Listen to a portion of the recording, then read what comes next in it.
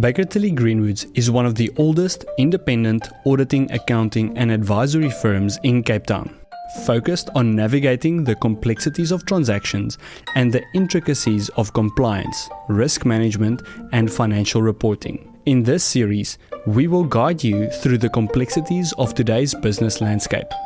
You are listening to Advisory Explained, a trusted perspective.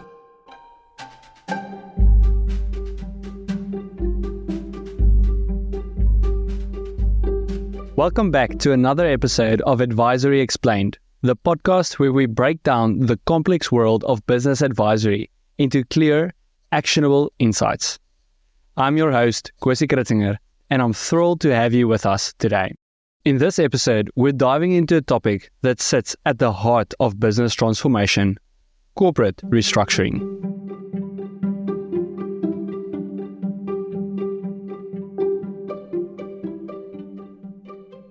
Restructuring is a critical tool for businesses, whether they're looking to improve efficiency, position themselves for growth, or prepare for an exit. It's about reassessing how the company is structured and finding ways to optimize operations, protect assets, and align with strategic goals. In today's episode, we'll be covering the key reasons why businesses undergo restructuring, the steps involved in the restructuring process, and the tools that can make it smooth and efficient. We'll also highlight some of the tax-specific risks that need to be carefully managed during a restructuring exercise. So whether you are a business owner considering restructuring or a financial professional advising clients, this episode will provide you with essential insights you need to navigate this complex but necessary process. Let's get started. Corporate restructuring involves a comprehensive review and reorganization of a company's group structure to improve overall efficiency, promote growth, and protect assets. The goal is to align the company's structure with its strategic objectives, ensuring that it is optimized for future growth, risk assessment, and flexibility. Restructuring also plays a vital role in preparing businesses for potential exits, whether through divestment, sale, or transitioning of assets. A lot of people ask why. Why would companies want to restructure? Isn't it just a money-making scheme for the advisors? Assets can be, and well, they are where they are. But we can delve into this in two different ways. The first is high level, and then we'll jump in a little bit more specific. So high level, it's risk assessment and asset allocation.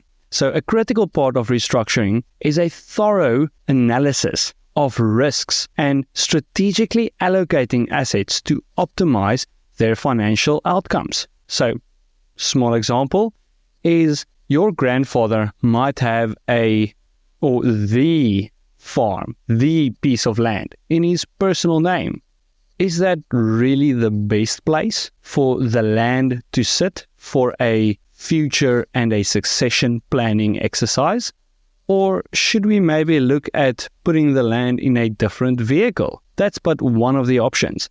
A different example is the intellectual property, your trademark for your brand, essentially, is that the right place to put that asset in the same vehicle, let's call it a company, that carries a lot of risk, liabilities, for instance, your rental agreements for all your clothing stores. To protect these main assets, we move them to separate vehicles where they are better suited for asset protection. A different option is also to look at local and offshore structures. Now, offshore structuring usually is either for the wealthier individuals, but also there's a lot of companies, and especially in South Africa, there's a lot of companies that does business internationally. Sometimes it's even more strategic advantageous to have an international company handling certain transactions and keeping that outside of the South African framework.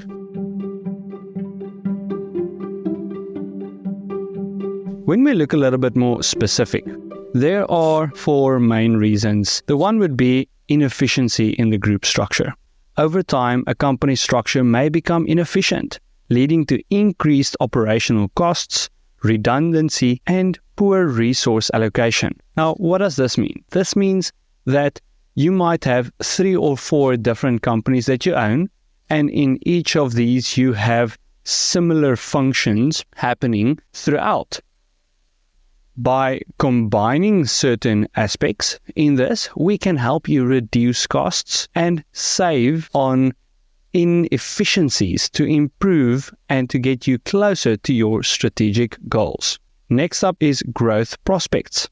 Companies often restructure to better position themselves for future growth. By optimizing their structure, businesses can enhance their ability to expand into new markets, invest in new technologies, or scale their operations efficiently. Now, we all know that a lot of banks usually look and do finance depending on how strong your balance sheet is. So it might be necessary to move certain assets around to be able to build a stronger balance sheet to help to get better financing at the end of the day. Another one of the specific reasons might be preparation for sale. When a company is preparing for a sale, restructuring becomes a key tool to increase its attractiveness to potential buyers. Now, this is done through either splitting out non-core assets out of the company. A lot of us know that you'll look at certain companies and you'll say, yes, I would really like to buy that portion, but I'm not interested in other operations. Restructuring is the tool on how to take out these assets, take out certain operations, and make a combination, a basket of an asset or a company, a group of companies possibly, more attractive and more profitable possibly to your proposed partners. Another specific reason for restructuring is a strategic planning reason. Restructuring is often the result of a long-term strategic plan. As businesses evolve, they may need to adopt their structure to better align with changing industry trends, technology advancements, or shifts in consumer demand. Strategic restructurings are proactive, designed to keep the company competitive and resilient in the face of future challenges. On that note, a lot of people usually when they think of restructurings, the first thing that pops up in their minds is, I'm going to do a Section 42 asset for share transaction, and I'm going to change and I'm going to take out this company that's held by a trust. I'm going to put it in a holding company, and then I'm just going to save dividends. It's going to cost me a lot of money. Then you've got compliance every year. So is it really necessary? Well, that's one opinion. That's one perspective of a restructure. And if that is the goal, then sure, you can do that. We'll get to the tax risks of that, and if that is the mindset behind the rationale for the restructuring. But as we've seen, there are multiple reasons that will benefit companies to go through the restructuring exercise.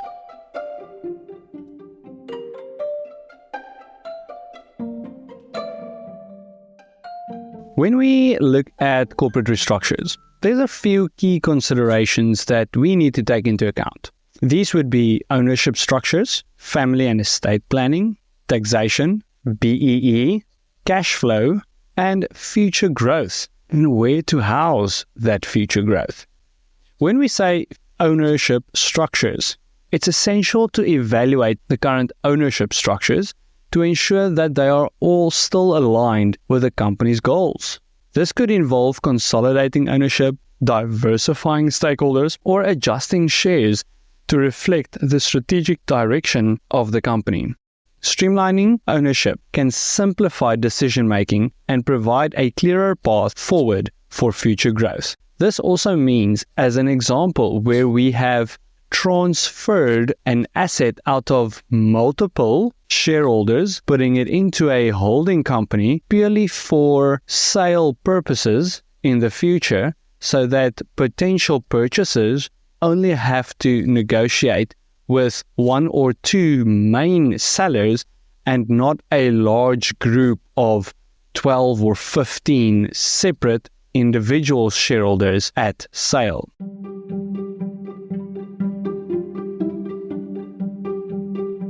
When we look at family and estate planning, for family-owned businesses, restructuring should take into consideration succession planning and estate considerations. The structure should facilitate a smooth transition of ownership to the next generation while ensuring the protection of the family wealth. One of the main and key concepts that I would really like to emphasize in this podcast is that we restructure tax efficiently.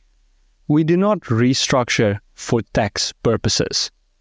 That is a big no. We don't do anything specifically for tax purposes, but we help and we do a strategic commercial restructuring that has a substance in commercial reasons in a tax-friendly or a tax-efficient manner.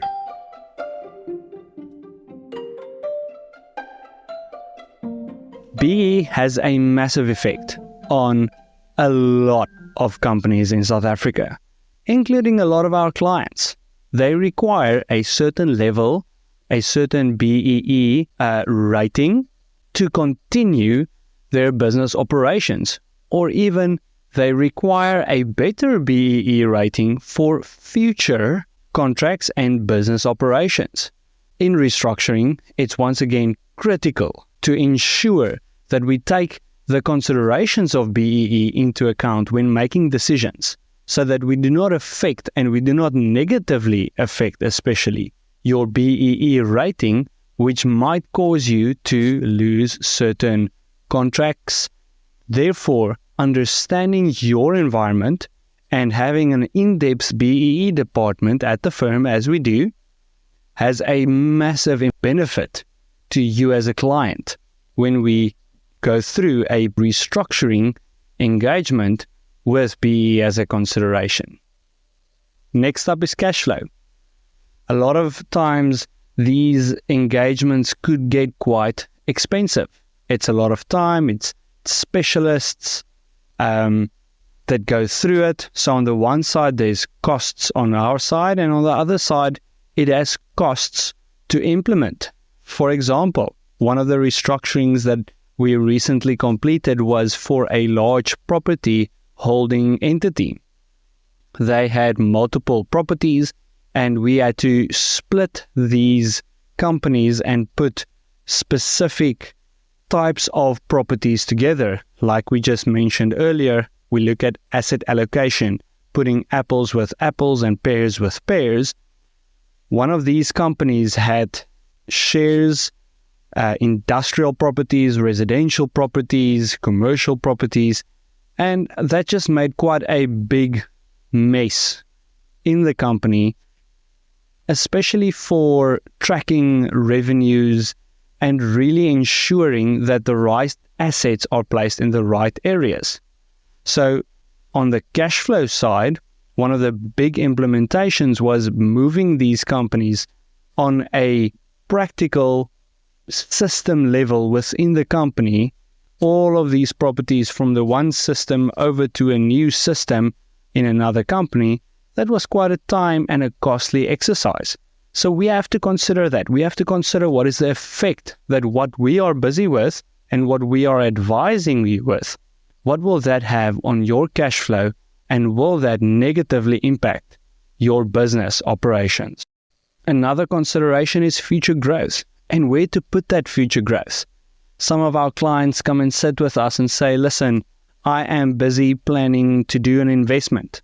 I don't need assistance and guidance on should I make the investment because, well, we don't provide that kind of service, but we do advise on where would be the best place to house that asset and where to have all future growth of other assets. And that comes into play especially with estate planning. Is an asset that produces a lot of dividends and significant growth the best place to have that in your personal capacity? Or how can we move future growth possibly to a trust to help you with estate planning in the future?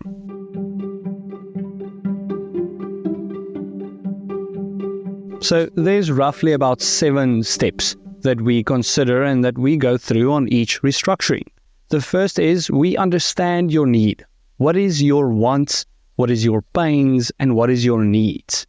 Then we jump into the planning and the development of the structure and how we're going to get there. That involves building out a financial model, that is building a visualization of each step in the restructuring process. One thing that we like to do is we present it as a current structure, a step, and then a structure 1, step 2, structure 2, so that every step you can understand the complexities, where's what moving, and then how's it going to look after that specific step. After that, we go over into client confirmation. So that's where we present the restructure to you with the costs and the exercise, how we're going to do it, all the benefits, and the implementation, and how this is going to affect you at the end of the day. After we get client approval, which is step 4, we have the drafting and the implementation part of it.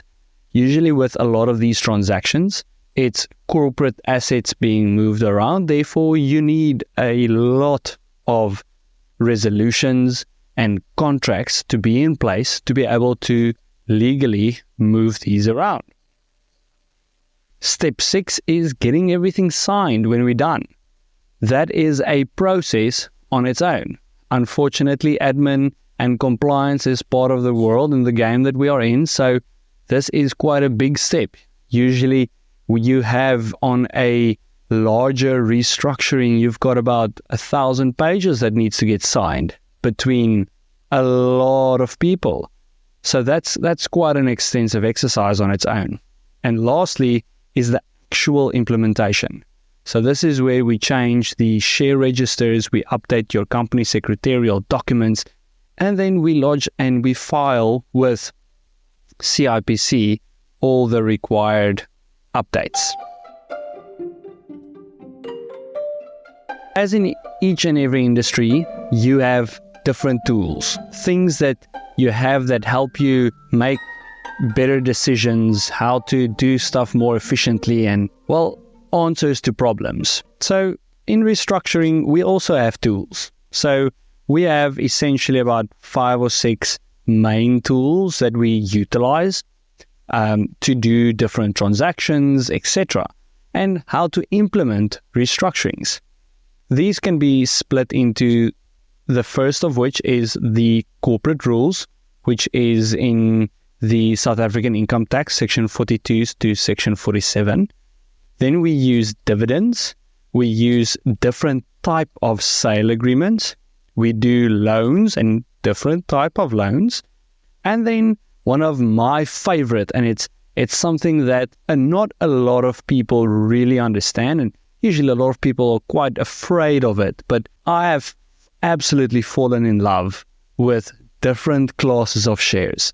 And with that, there's different rights, and you can play around quite a lot with that to achieve very specific goals, which helps the client achieve their strategic and long-term goals.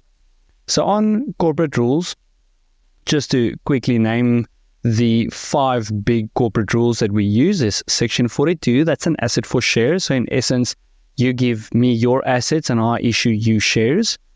We've got Section 44, which is a Section 42, the first part, where you give me your assets, I give you shares, and then you take my shares and give it to your shareholder, and then you fall away within a period. So that's a Section 44 amalgamation. Then we go over to Section 45, which is an intra-group sale. So if we're part of the same group of companies, i.e. more than 70% effective shareholding between us in the group, then we can do an intra-group sale. So you sell me your assets, and we have quite beneficial tax treatment on that. Next up is unbundling.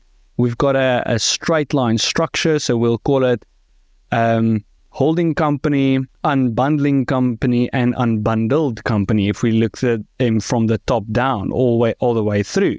Obviously, there's a few requirements that needs to be met to be able to do an unbundling, but in essence, Your bottom company, the one all the way down at the bottom, sits next to the second company at the end of the day, and therefore the holding company holds shares directly in two companies and not in a single company anymore. Therefore, it's quite a nice, neat tool to strip out a company out of another company if you don't want to house it there anymore.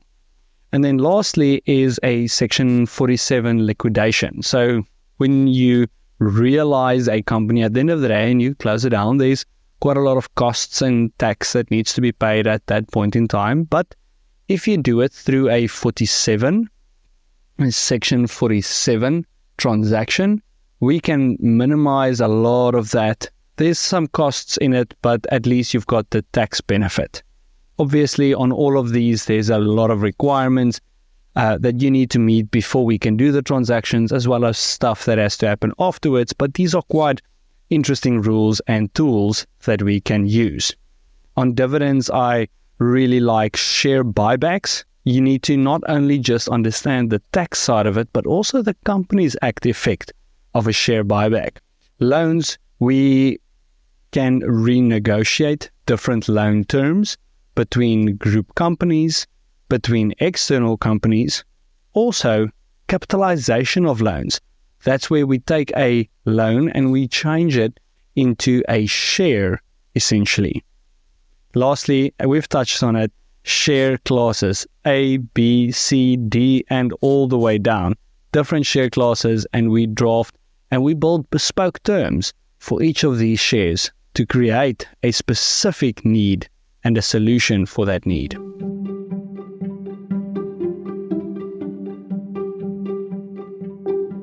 Next up is tax-specific risks for restructurings. Like we mentioned earlier, we do not restructure for tax, but we restructure tax efficiently. The reason for that is one very, very, very important rule, and that is in the Income Tax Act. There is a section, a area, a very important part called GAR. GAR stands for the General Anti-Avoidance Rules. So in essence, these rules are designed to prevent companies from engaging in tax avoidance through transactions that lack commercial substance. So there's a bunch of rules and questions and requirements to see if the transactions that you are busy with fails the GAR test or not. So just high level, some of these are: does the transaction lack commercial substance? Is it a simulated transaction in essence? However, simulation is common law and that's a risk on its own, but we'll get there. Next up, is the transaction abnormal or artificial? Is the sole or main purpose of the transaction to avoid or reduce tax? Does the transaction result in significant tax benefits? Is there any misuse or abuse of the provisions in the Income Tax Act? So these are just some of the questions that we have to ask when every time we do a transaction. Is it necessary? Are we going to fail the GAR test? And if it does, if it fails the GAR test, then the onus is upon us, and we need to make sure that we can't advise and promote possibly even a structure to a client which will put them at risk. Because at the end of the day, it's the client that will fail the GAR test. And you, as the advisor, will have not been doing your job to be a trusted advisor because you're not putting your client first. Another tax-specific risk that we have to look at and always ensure of is capital gains. A lot of these transactions that we do might have actual or deemed disposals, which might, and a lot of times does, trigger capital gains tax. But how do we do it efficiently? How do we make sure that we do transactions in a compliant way, but also in an efficient way? I touched on it real quick a little bit earlier, called simulation. In this context, the tax authorities might determine that a restructuring transaction is a simulation. an arrangement created to disguise the true intent, which is tax avoidance. This poses significant risk to companies if transactions are seen as not genuine. Another tax-specific risk is the incorrect use of complex transactions. So what that entails the incorrect interpretation of tax legislation or even normal legislation. Another very, very complex topic, but which is absolutely important, and a lot of people miss this, is a thing called dividend stripping. And what is the effect of dividend stripping, and how does that affect future transactions, past transactions, and current restructurings? We also have to look at value shifting. Are you giving me assets which are worth more or less than shares which I am giving you? And what is the implication for both you and I in that exercise? We need to consider the deeming provisions. Deemed sales, deemed dividends, deemed donations, deemed interest. All of these deeming provisions in the Income Tax Act has a significant impact, and you need to consider them on every step of every transaction you are doing. And then one big thing is timing. Time is everything. So when are you doing transactions? What is the lapse of time between different transactions? For instance, when we hop back just one step and we look at the tools, the Section 42 to 47s, all of these have timing restrictions, timing limitations, and specific deadlines for transactions and how transactions and group structures must look at the end of the day after you've implemented these. For instance, Section 45 requires a 6-year rule of unbundling. You are not allowed to degroup. That means the seller and the purchaser must, for a period of 6 years, stay within the same group of companies. Otherwise, the Section 45 corporate rule is pulled back and you are taken back into time to pay all the tax on that transaction, and it's deemed void. So as you can see, there are a lot of tax-specific risks that needs to be considered on every single restructuring step. The question is, what is the role of advisors in corporate restructurings? Advisors bring critical skills and expertise to the restructuring process. Their ability to assess a company's current situation, project future needs, and craft a clear strategic plan is crucial to the success of the restructure.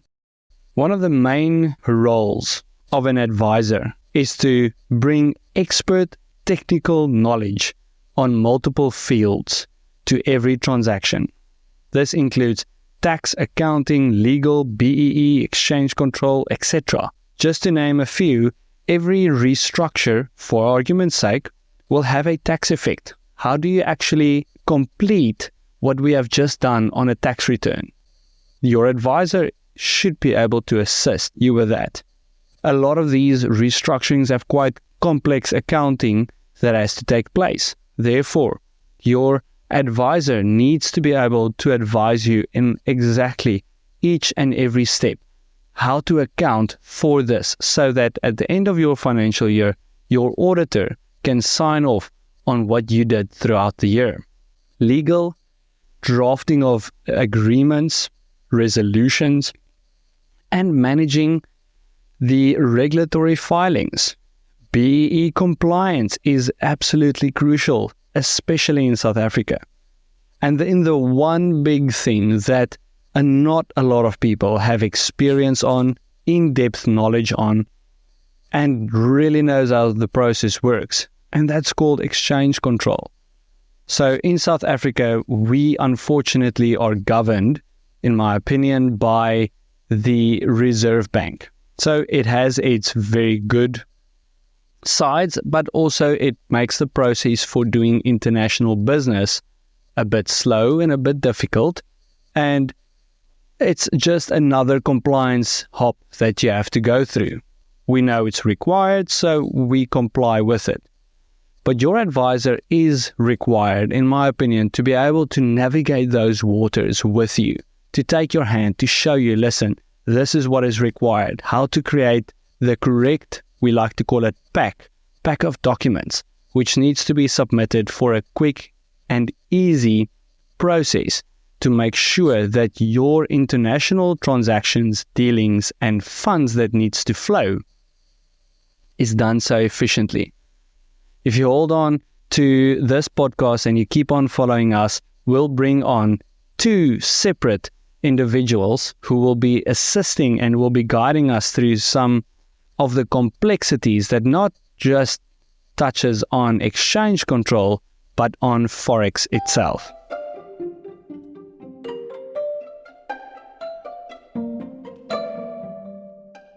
Lastly, one of the big roles for advisors is to have experience and knowledge on the implementation and pitfalls. At the end of the day, implementation is absolutely everything. An idea is just an idea. If you can't implement it, if you can't take it over the line, then all you have done is wasted time. So it's absolutely crucial for your advisor to be able to take the plan they made over the line.